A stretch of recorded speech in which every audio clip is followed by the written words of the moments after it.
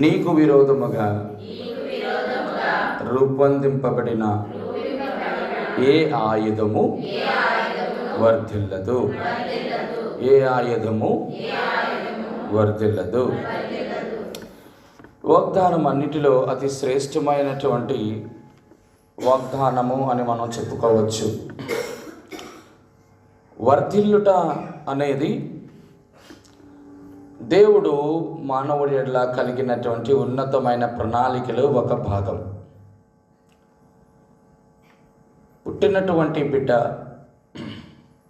జీవితంలో సంవత్సరాలు గతిస్తున్నప్పటికీ కూడా ఎటువంటి ఎదుగు బొదుగు లేకుండా వర్ధిల్లుకుంటే ఆ బిడ్డను చూచి తల్లిదండ్రులకి ఒక రకమైనటువంటి బాధ.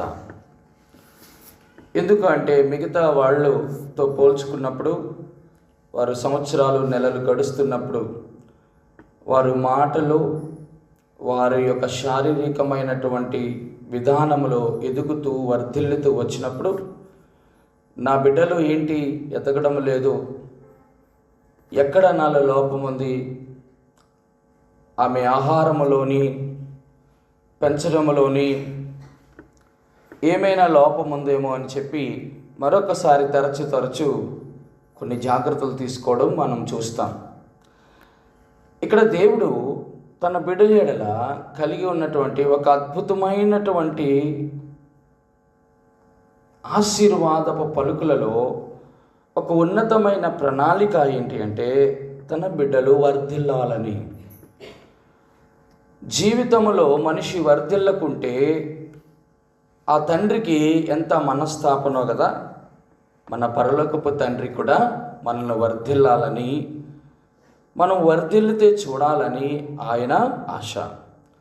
ఈ వర్ధిల్లుట అనే మాటలో నాకు తెలిసి బైబిల్ మొత్తంలో ఇంతకంటే ఒక గొప్ప మాట ఉండదని నేను అనుకుంటున్నాను. మనం ఎరుగుదుము కదా, 3వ యోహాన పత్రికలో తీయవద్దు కానీ 2వ వచనం మనం తెలుస్తాం కదా. ప్రియుడా, నీ ఆత్మ వర్ధిల్లుచున్న ప్రకారము నీవు అన్ని విషయములలో. నేను మొదట్లో ఈ వచన భాగమును నేను ఆలోచన చేసినప్పుడు నీ ఆత్మ వర్ధిల్లుచున్న ప్రకారము నీవు అన్ని విషయాలలో వర్ధిల్లుటంటే నేను అనుకున్నాను, ఆత్మ వర్ధిల్లడం అంటే ఆత్మీయముగా మనము దేవునిలో వర్ధిల్లితే మనం భౌతికంగా కూడా వర్ధిల్లుతాము అని దాని అర్థం అనుకునేవాడిని. దినాలు గడిచే కొద్దీ వాక్యపు యొక్క లోతుని అర్థం చేసుకునే కొద్దీ పరిశుద్ధాత్మ దేవుడు మాట్లాడుతూ వచ్చిన మాట అది కాదు, నువ్వు ఆలోచించిన విధము కరెక్ట్ కాదు ప్రభా. మరి సంఘములో నేను ఒకసారో 2 సార్లు ఈ వాక్యము నేను చెప్పినప్పుడు నాయనా నేను ఇలాగే చెప్పాను అని నేను చాలాసార్లు అనగా నేను ధ్యానించినప్పుడు అనుకున్నప్పుడు అప్పుడు ప్రభువారు అన్నారు, నా వాక్యము 2 అంచులు గల ఖడ్గము కదా. ఒకవైపు భౌతికంగా నిశ్చయముగా ఆశీర్వదించబడతారు, మరొక వైపున ఆశీర్వదించబడలేదు అనంటే తా జీవితంలో ఆ వ్యక్తి ఆత్మీయంగా వర్ధిల్లలేదు అనే కాదు అని జ్ఞాపకం చేశాడు. అంటే దాని అర్థం ఏంటంటే మన భౌతికమైన ఆశీర్వాదాల వెనుక మన ఆత్మీయమైనటువంటి ఎదుగుదల ఆధారపడలేదు అనేది అర్థం. అర్థమైందా మీకు? అర్థమైందా? నువ్వు ఆత్మీయంగా ఎదిగినావు అంటే ఇప్పుడు చాలామంది బయట వాళ్ళు మనల్ని చూసి అంటారు, ఇప్పుడు ఇంత చక్కగా దేవుని మందిరంకు వెళ్తుంది కదా, దేవుని ఆరాధిస్తూ ఉంటుంది కదా, వాక్యం కొరకే అంత ప్రయాసపడుతుంటుంది కదా, సువార్త విషయంలో ఎప్పుడు కూడా అలక్ష్యం చేయలేదు కదా, మరి తన జీవితంలో ఎందుకు పేదరికము, ఎందుకు ఆర్థిక ఇబ్బందులు, ఎందుకు అనారోగ్య సమస్యలు, ఎందుకు ఆదరణ లేని, సంతోషం లేని, సమాధానం లేని జీవితం అని చాలామంది అనుకుంటారు. ఇప్పుడు ఉదాహరణకి అలాగ అనుకుంటే యోబు జీవితము ఈ వాక్యము సరిపోతుందంటామా? అపోస్తలుడైన పౌలు జీవితంలో ఏ రోజు సుఖము లేదు, తన జీవితానికి సరిపోద్దంటావా? ఇప్పుడు మనం గమనిస్తే నీ ఆత్మీయమైనటువంటి వృద్ధి వెనకాతల నీ భౌతికమైనటువంటి వృద్ధి ఆధారపడదు. కొన్నిసార్లు దేవుని చిత్తమైతే దేవుడు వృద్ధి పరుస్తాడు, లేకపోతే పరచడు. అయినంత మాత్రం నీ ఆత్మ వర్ధిల్లలేదు అని కాదు. నీ ఆత్మీయమైన వర్ధిల్ల వెనకాతల ప్రియుడా, నీ ఆత్మ వర్ధిల్లుచున్న ప్రకారము నువ్వు మిగతా అన్ని విషయాల్లో వర్ధిల్లడంలో నాకు దేవుడి జ్ఞాపకం చేసిన 5 శ్రేష్టమైన విషయాలు ఈరోజు ఉదయకాల సమయంలో మీతో పంచుకోవాలని ఆశపడతా ఉన్నాను. 5 మనం ఉన్న సమయాన్ని బట్టి కనీసం 3 లేక 5 చూడటానికి ప్రయత్నం చేస్తాం. చూడండి, ఒక్కొక్క మాట మీకు జ్ఞాపకం చేస్తాను. నీకు విరోధముగా రూపొందింపబడిన ఏ ఆయుధమును వర్ధిల్లు. ఈ మాటలో నీవు వర్ధిల్లెదవు. ఈరోజు 4వ రోజున దేవుడు మన పక్షముగా పలకబడుతున్నటువంటి మాట మనము వర్ధిల్లుదుము అని దాని అర్థం. రండి, ఒక మాట మీకు జ్ఞాపకం చేయనివ్వండి. ఆదికాండం 39వ అధ్యాయము 2వ వచనము. ఆదికాండం 32వ అధ్యాయము 2వ వచనము. యెహోవా, మరొకసారి, యెహోవా యోసేపునకు తోడైయుండెను గనుక అతడు వర్ధిల్లుచు. చాలు, కావలసిన మాట అతడు వర్ధిల్లుచు. నేను మొట్టమొదటి వ్యక్తిని జ్ఞాపకం చేస్తున్నాను. ఎవరట? యోసేపు వర్ధిల్లుచు అన్నాడు. సాధారణంగా వర్ధిల్లడం వెనకాతల ఇక్కడ మనకు కనబడిన ఒక శ్రేష్టమైన మాట ఏంటంటే, చెప్పండి, దేవాది దేవుడు ఆ వ్యక్తికి, యోసేపు అనే వ్యక్తికి, మీరు అనొచ్చు చాలామంది మనం అనుకుంటాం ఏంటంటే దేవుడు నాకు తోడై ఉన్నాడు అని అనుకుంటాం. దేవుడు ఒక మంచి మాట చెప్పాడు. ఈ సంవత్సరపు వాగ్దానం చూడండి, ఏమేమి చెప్పాడు? నీవు నడుచు మార్గం అంతటిలో నీ దేవుడైన యెహోవా నీకు.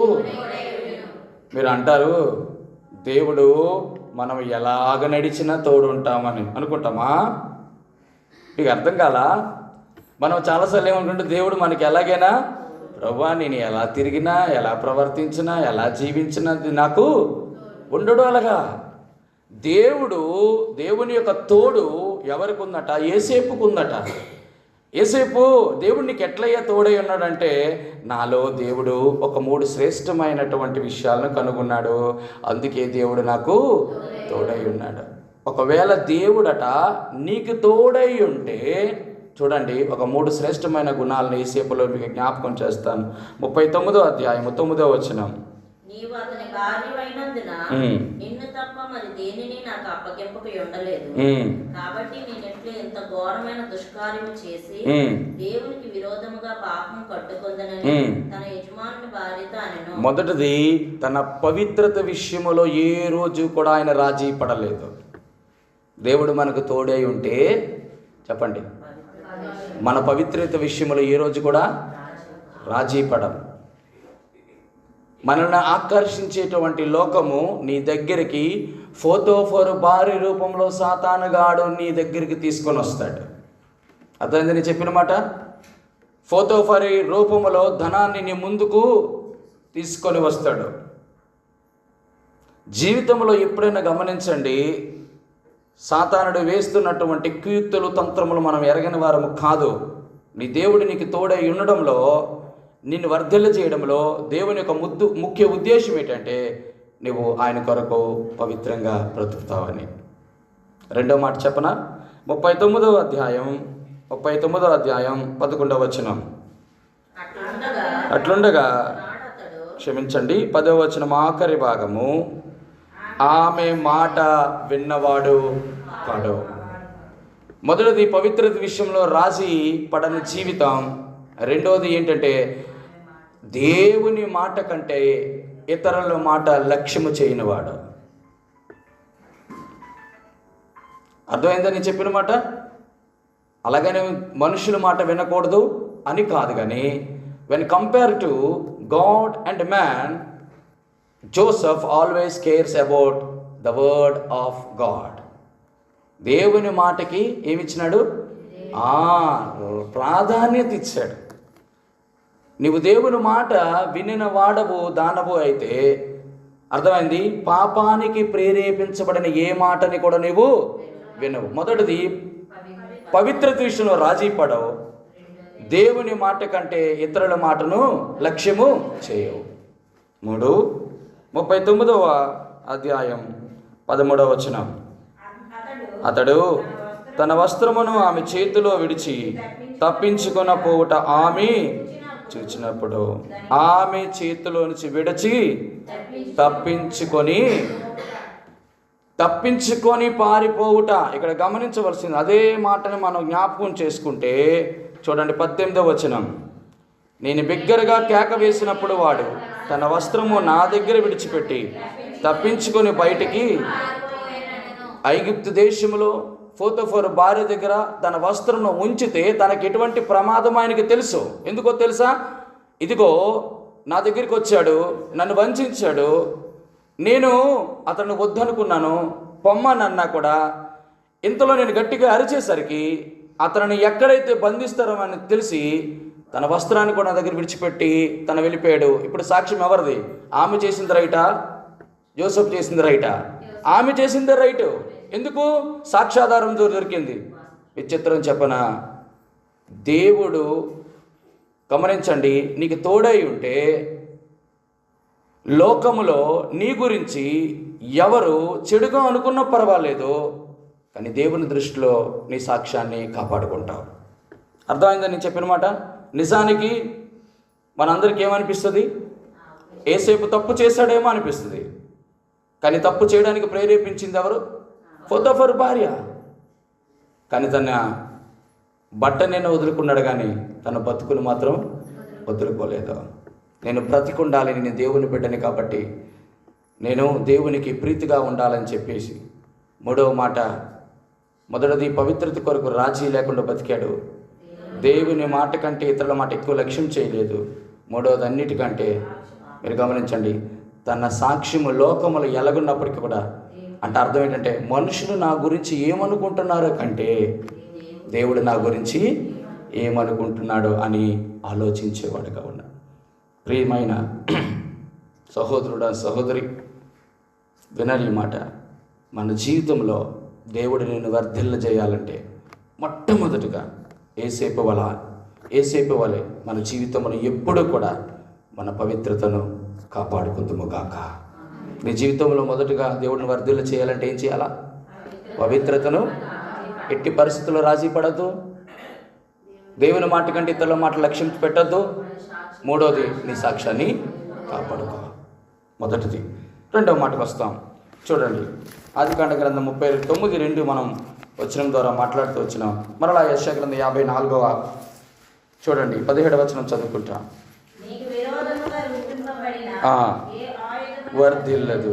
దేవుడు నేను వర్ధిల్ల చేయాలని ఈ పగటి పూట ఉదయకాల సమయంలో మనందరితో మాట్లాడుతుండగా ప్రభు దగ్గరికి వద్దాం. దేవా, పరిశుద్ధత విషయంలో నన్ను నేను కాపాడుకోవడానికి సహాయం ఇచ్చేది. రెండవ మాట, మొదటి సమూయేలు గ్రంథం 2వ అధ్యాయం 26వ వచనం. సమూయేలు గ్రంథం 2వ అధ్యాయం 26వ వచనం. బాలుడగు సమూయేలు ఇంకను ఎదుగుచు యెహోవా దయందును మనుషుల దయందును.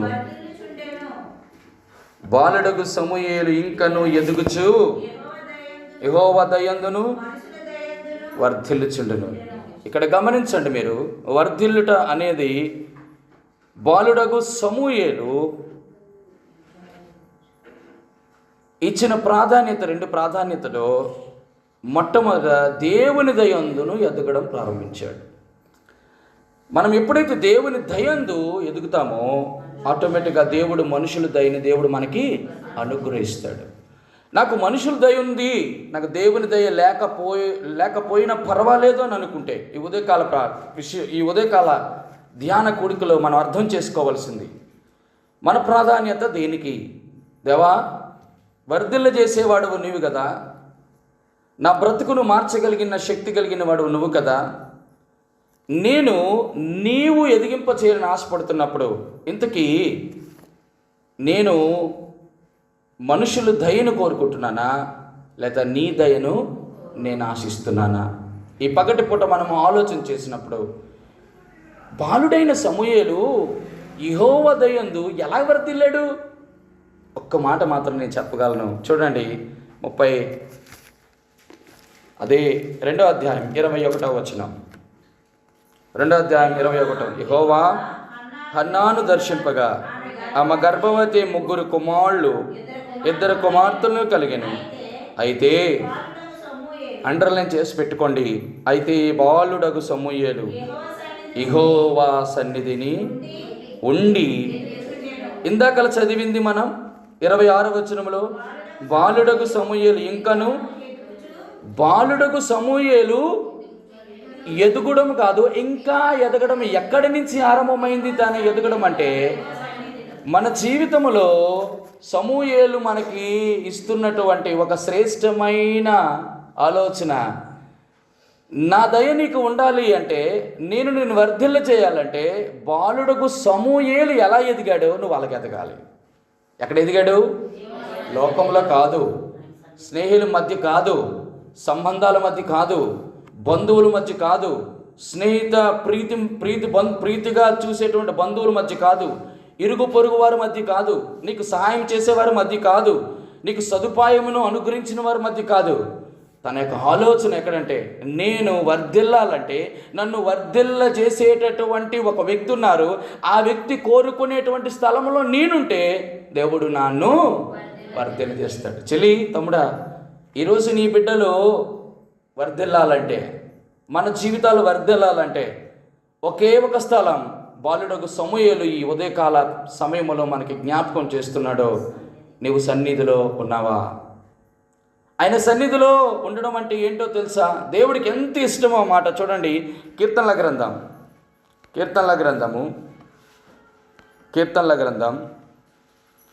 92వ అధ్యాయం 13వ వచనం. 92వ అధ్యాయం 13వ వచనం. యెహోవా మందిరములో నాటబడిన వారై వారు మన దేవుని ఆవరణములలో, నీవు దేవుని ఆవరణములలో ఎదిగి వర్ధిల్లాలంటే యెహోవా మందిరములో నాటబడ్డం అంటే దాని అర్థం ఏంటంటే స్థిరముగా ఉండడం. చెట్టు ఒక దగ్గర నాటింది అనుకో, నాకు ఈ స్థలం బాగోలేదని ఎక్కడి నుంచి అక్కడికి వెళ్ళిపోద్ది చెట్టు. ఎందుకో తెలుసా? నువ్వు పెరిగినంత వరకు కూడా, పెద్ద గాలి వేసినంత వరకు కూడా. అర్థమైంది నేను చెప్పిన మాట? అంటే అర్థం ఏంటో తెలుసా? దేవుని మందిరంలో స్థిరముగా ఉండడం నేర్చుకోవాలి. దాని అర్థం ఏంటి? స్థిరముగా ఉండడం అంటే నేను దేవుని మందిరమును విడిచిపెట్టము అనేటువంటి తీర్మానంలోకి రావాలి.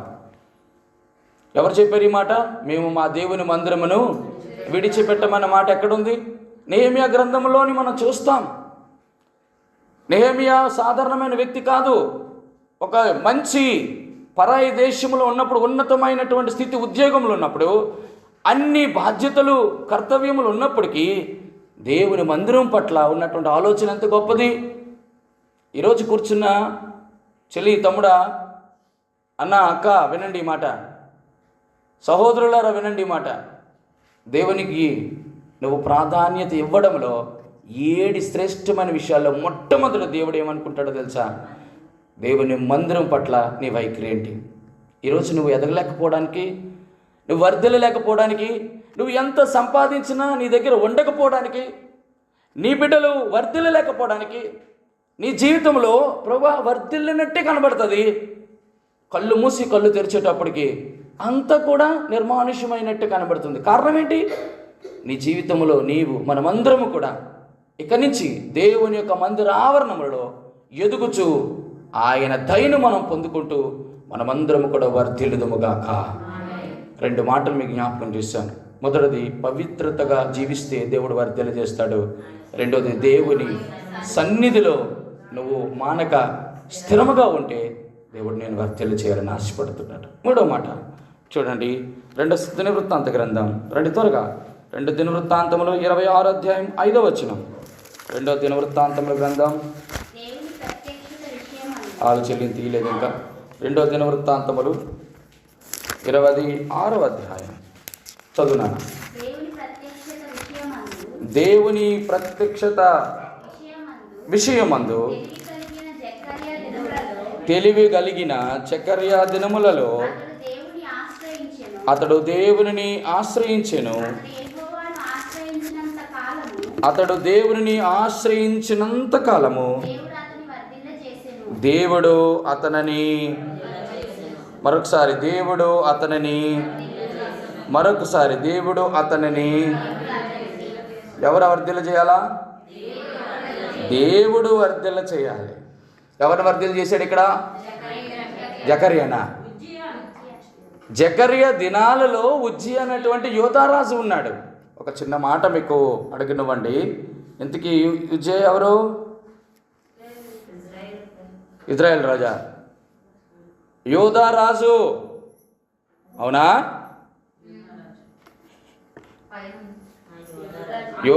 యోధా రాజా, ఇజ్రాయేల్ రాజా?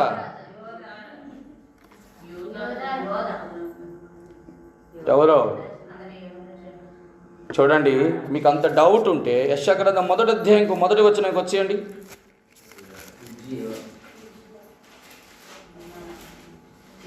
మొదటి వచనం. ఉజ్జియా, యోతాను, ఆహాజు, హిజ్కియాను యూదా రాజుల. ఇప్పుడు చెప్పండి, కనీసం అమ్మా బ్రతికించారు. ఇప్పుడు ఒక చిన్న ప్రశ్న ఏంటంటే, ఇంతకీ ఉజ్జియా ఎన్ని సంవత్సరాలకి యూదా రాజుగా వచ్చాడు? 15, 16 సంవత్సరాలకే అతి పిన్న వయసులో రాజ్యాంగంలోకి వచ్చేసాడు.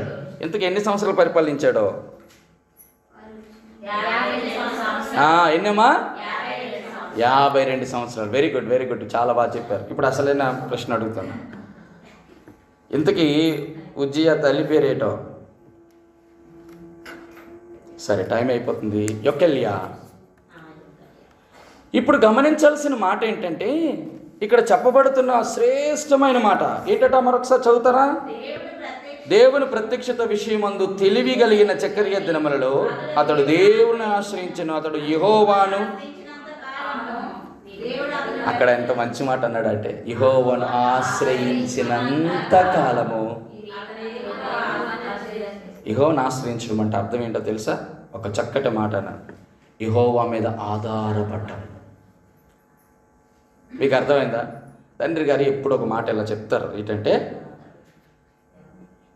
ఏమంటారంటే, దేవుని మీద నువ్వు ఆధారపడినంత కాలం నీకు అసలు నీకేమీ బెడద ఉండదంట. అంటే ఆధారపడడం అంటే దాని అర్థం ఏంటంటే, దేవుని మీద ఆధారపడటం, దేవుడు వచ్చి డైరెక్ట్గా నీకు పైనుంచి మూట వేయడు. ఐ వెరీ క్లియర్ అనుకో. మీకు అర్థమైందా?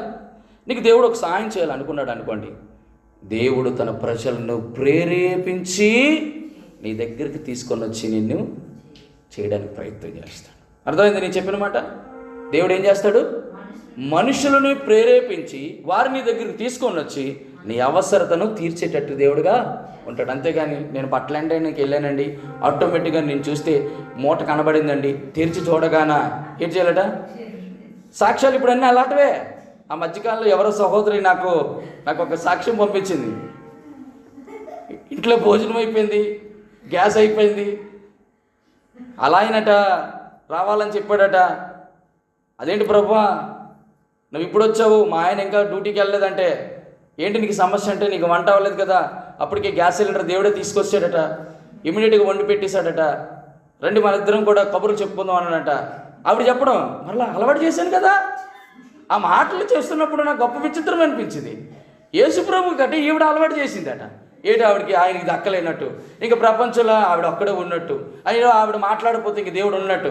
ఆయనమాట ఈవిడ కోసమట పరలోక సింహాసనాన్ని, దూతల్ని, 24 పెద్దల్ని, దూత సమూహాన్ని అంతా విడిచిపెట్టుకొని ఈయనకి వంట చేసి పెట్టడానికి దేవుడు వచ్చాడట. అంటే ప్రియమైన వారలారా, అవివేకముగా ఉన్నటువంటి వాక్యపు జీవితము, ఆలోచన లేనటువంటి పరిస్థితులు ఇలా ఉంటాయి కొంతమందికి. యెహోవాను ఆశ్రయించినంతకాలం ఉజ్జియా వర్ధన చేశాడు. మరి ఆశ్రయించినంత కాలం అంటే తన జీవితంలో ఏదో ఆశ్రయించని కాలం కూడా ఉంది. ఏంటయ్యా చూడండి, 2వ దినవృత్తాంత గ్రంథం 26వ అధ్యాయము 16వ వచనం.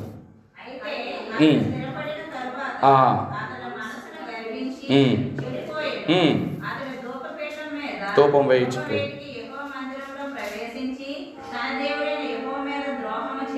చాలు. 19వ వచనం. ధూపార్తిని చేత పట్టుకొని రౌద్రుడై యాజకుల మీద కోపం చూపాను. యెహోవా మందిరంలో ధూపం ప్రక్కన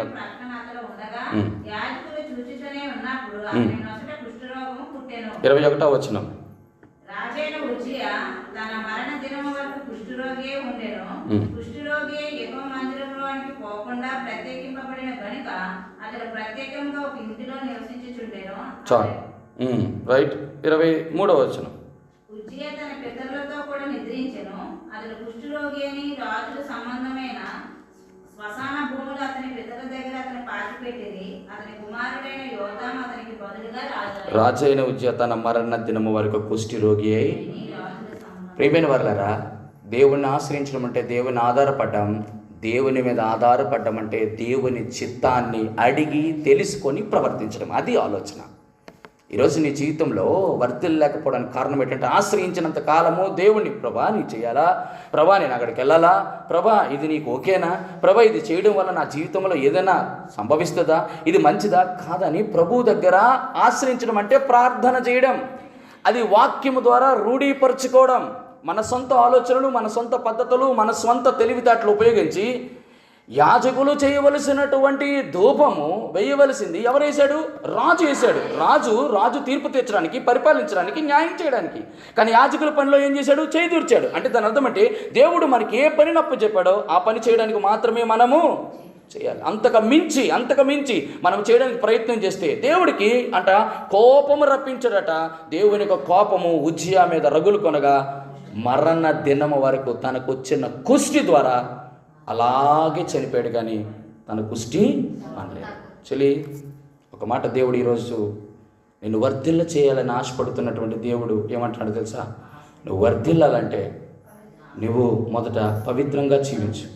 2, ఆయన సన్నిధిలో స్థిరముగా ఉండు.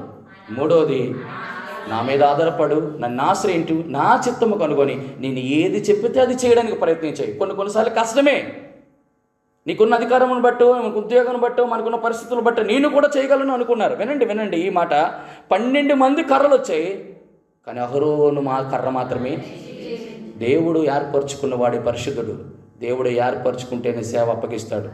ఆ సేవని ఎప్పుడు కూడా మనం నిర్లక్ష్యం చేయకూడదు. నీ దేవుడు నీకు ఏది ఇచ్చాడో దాని మీద దృష్టించు.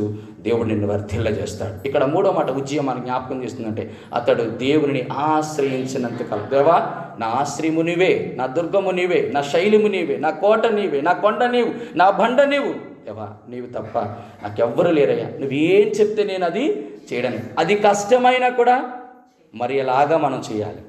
అది కష్టమైనా కూడా అబ్రహాము వలె చేయాలి. అబ్రహాము కుమారుని అమ్మగించే చేయగలుగుతామా? మోషే పరిశుద్ధ సర్వోన్నతుని దేవుడు నీ గర్భంలో ఇస్తాను, అయ్యా నా గర్భం నేను ఇంకా కన్నీని. ఒకళ్ళు మనుషులు అందరూ చూసుకుని నన్ను ఏమంటారు? కష్టమే కదా దేవుని చిత్తం. అయినప్పటికీ కూడా దేవుని మాటకి శిరస వహించింది. మనం దేవుడు వర్ధిల్ల చేయాలని ఆశపడతాం. ఆఖరిగా ఒక మాట నేను చెప్పేసి ముగిస్తాను. 5 నిమిషాలు. ఈ సమయంలో చూడండి 2 దినవృత్తాంతముల గ్రంథం 2 దినవృత్తాంత గ్రంథం 31:21. 2 దినవృత్తాంత గ్రంథం 31:21. తన దేవుని ఆశ్రయించుటకై దేవుని మందిర సేవ విషయమందేమి, ధర్మశాస్త్ర విషయందేమి, ధర్మ విషయం అంతటి అందేమి తాను ఆరంభించిన ప్రతి పని అతడు హృదయపూర్వకముగా జరిగించి. చెలి, ఎంత అద్భుతమైన మాట కదా. నీవు వర్ధిల్లడానికి దేవుడు అనుగ్రహించిన మరొక శ్రేష్టమైన మాట ఈ ఉదయకాల పూట నువ్వు తీసుకొని వెళ్ళాలి ఇంటికి. దేవా నేను వర్ధిల్లాలంటే దేవుడు ఇస్తున్నట్టు. దేవుడు అంటున్నాడు సేవ విషయం. దేవుడు నీకేమైనా సేవ ఇచ్చాడా? పరిచర్య దేవుని మందిరంలో. నెంబర్ 2 ధర్మశాస్త్రం, దేవుని వాక్యం చెప్పే విషయం, దేవుని వాక్యము ప్రకటించే విషయం, దేవుని సువార్త చేసే విషయంలో. 3వది ధర్మమంత్రుల సంఘములో అనేకమైన అవసరతలు ఉన్నప్పుడు, ఎవరైనా బీదరాలు చేయలేనప్పుడు అందరూ కలిసి సామూహికంగా తనకి ఏదైనా చేయాలని ఆలోచించడం, ఇలాంటివన్నీ దేవుని యొక్క సత్క్రియలు చేసినప్పుడట అని అంటాడు. నువ్వు చేసినప్పుడు మాత్రం అందరు ఇవ్వాలి కదా, నేను ఇస్తున్నాను, అందరూ ఇవ్వకపోతే ఏమనుకుంటారు కదా, బాధపడతారు కదా, నేను తప్పుకి ఇవ్వాల్సి వస్తుంది అని అనుకోకుండా హృదయపూర్వకముగా నువ్వు ఇస్తే దేవుడు అంటున్నాడు వర్ధిల్ల చేస్తాడు. ఈరోజు అలా ఉన్నామో మన జీవితంలో? దేవుడు ఇచ్చేటువంటి సేవ ఎంత గొప్పదో తెలుసా? ఇవ్వడంలో, చేయడంలో, కలిగి ఉండడంలో. ఈ 3 మన జీవితంలో ఉంటే దేవుడు నిశ్చయముగా మనల్ని ఆశీర్వదించాలనుకుంటాం. ఈరోజు నువ్వు ఆశీర్వదించబడలేకపోవడానికి కారణం ఏంటో తెలుసా? బహుశా ఈ 4 మనం ఎక్కడున్నామో ఆలోచన చేద్దాం. దేవా నన్ను పరిశుద్ధతగా ఉంచయ్యా, దేవా ప్రభా నీ మందిరంలో స్థిరముగా నాటబడేటటువంటి వర్ధిల్లేటటువంటి మొక్కగా నన్ను ఉంచు ప్రభువా. దేవా నిన్ను మీద ఆధారపడడం నాకు నేర్పించయ్యా.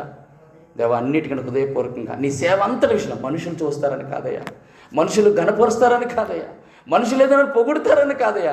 ఎంత బాగా అర్థం చేసి ఎంత గొప్ప వాక్యం, ఎంత గొప్ప సేవ, ఎంతగా కాదయ్యా. కొంతమంది నేను అనిపిస్తుంది మన మందిరంలోనే నేను చాలామంది చూశాను, చాలామంది వారు అన్న నేనుగో ఈ డబ్బులు ఇస్తున్నాను సేవకు ఉపయోగించండి, నా పేరు మాత్రం చెప్పొద్దు. దేవుడు ఎంత గొప్పవాడు, వారిని దేవుడు దీవించడా, ఆశీర్వదించడా, దేవుడు వారి బిడ్డలను పట్టుకోడా. ప్రియమైన వల్ల ఆ విధంగా దేవుని మందిరంలో మనము నిత్యము దేవుని చేత ఆశీర్వదించుకున్నట్లు దేవుడు మన కృప అనుగ్రహించును కాక. నీకు విరోధముగా రూపొందింపబడిన ఏ ఆయుధము రండి మోకరిద్దాం, దేవుని యొక్క ప్రార్థనలో వేచి ఉందాం.